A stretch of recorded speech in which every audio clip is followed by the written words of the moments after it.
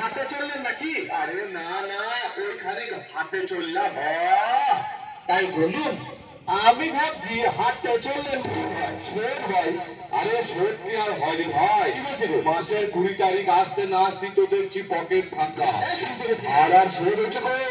টাকা পয়সা যা আসছে ওই ওষুধ কিনতে আর বাজারে তো ছিল। কি কি কি কি ভোট ভোট দাদা বলেছে ভোট আসছে।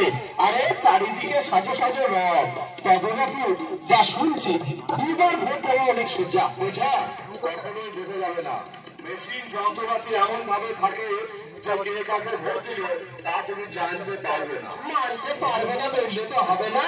আমি বলছি এবার আমি নিজের চোখে ভোট দেওয়ার সময় দেখতে পাবো আমি কাকে ভোট দিলাম। নিলাম এ ভোট কখনো নিলাম হয় রে ফেপা?